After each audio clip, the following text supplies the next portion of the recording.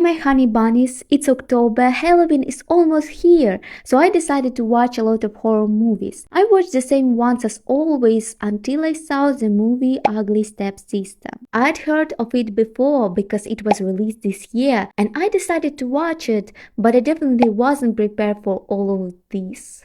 Before we start, I'll ask you to like this video if you like Halloween and are going to watch a lot of horror movies for the vibe. We start the movie with a scene of two families meeting each other, a man whose name is Otto and his wife-to-be Rebecca. As you guessed, they are going to be married, and they both already have daughters. Man got one daughter, Agnes, and woman two, Elvira and Alma. The sisters are exploring the house and getting to know each other. In the evening at dinner, everyone is sitting at the table and laughing, but after some laughter, we see that Otto doesn't feel well and he's dead.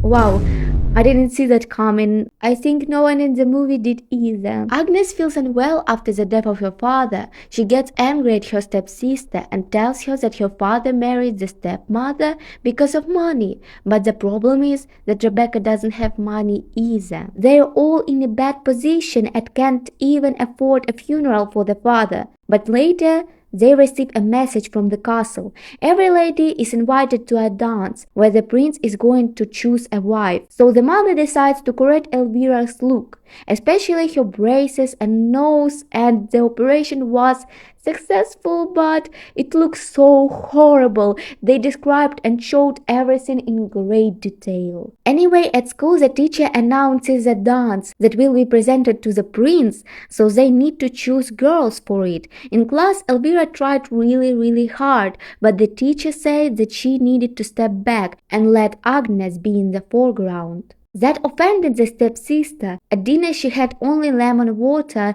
but the fight between Agnes and Rebecca took a big part, because they spent all their money on Elvira's beauty and couldn't bury Otto yet. In the following days, we see how Elvira is trying hard, and her dream to live happily with the prince gives her strength to continue everything she does. The humiliation continues to grow because of Elvira's ways, but her teacher shares some advice on how to be more perfect. Then she gives her a tapeworm. She shares this with her blood sister, saying that she can lose weight after eating this worm and marry the prince. It seems really odd, and her sister was as shocked as I was. Then she calls Elvira mad, and Alma leaves her alone in the woods. Then Elvira hears some noises. It was the prince with his friends. They talk about awful things like how they adore when virgins cry after being,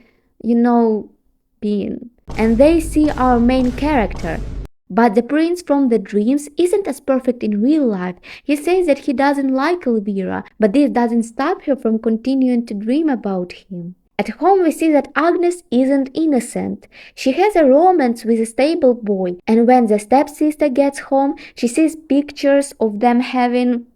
Yes, exactly what you think. And I'm telling you, there is so much detail in this film. Elvira tells Rebecca, her mother, about this, and she punishes Agnes and kicks out the stable boy. After 3 full moons, the stepsister gets her beautiful nose and loses weight. On the operating table again, they do eyelashes on her life, and the doctor sniffs some kind of substance. At school, the teacher finally approves of Elvira and takes her as the main person in the dance. But at home, we see that her health is failing. Her hair starts to fall out in clumps. Then a god fairy, as he says he is, gives the stepsister the most beautiful dress and a wig. That night, Elvira eats because now she wants food every minute. But she finds Cinderella with a dress and tears it apart. However, Agnes's mother comes into her dream and makes her dress using larvae. I'm not surprised by this. Gives her courage and says there is only time until midnight. In another scene, we see how Elvira and her mother arrive at the ball. All the ladies try to please the king and prince,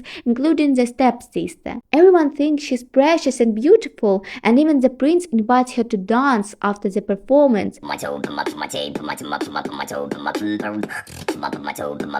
where she shows herself gracefully and mesmerizingly. It seems the prince is fascinated by her, But even when she tries so hard to be incredible, Cinderella arrives. Perfect face and dress, everyone stares at her and the prince too. He invites her to dance instead of Elvira. Her dreams are shattered. She gets really sick, her stomach hurts because of the worms she ate, and they, as always, shows us the full picture of her struggles. The stepsister says that she is dying, but her mother isn't listening. She screams and doesn't care about her daughter at all. The girl tries to dance with many men, even though she is unwell, and it ends badly.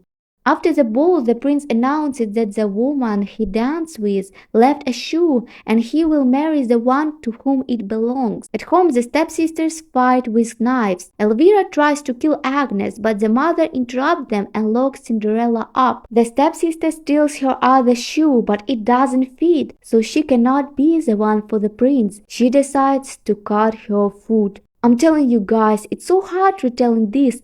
It was so creepy. Anyway, back to our main character. Her sister and mother find Elvira on the floor. Mama sees her daughter in pain and decides to cut the other foot because the first time was the wrong one. Alma begs her to leave her sister alone, but hopelessly. While the stepsister asleep, she dreams about marrying the prince and being happy, but in reality she wakes up without feet, in pain. She cannot walk, tries to crawl, breaks her nose and other bones. Then Agnes shows up, going outside to the prince.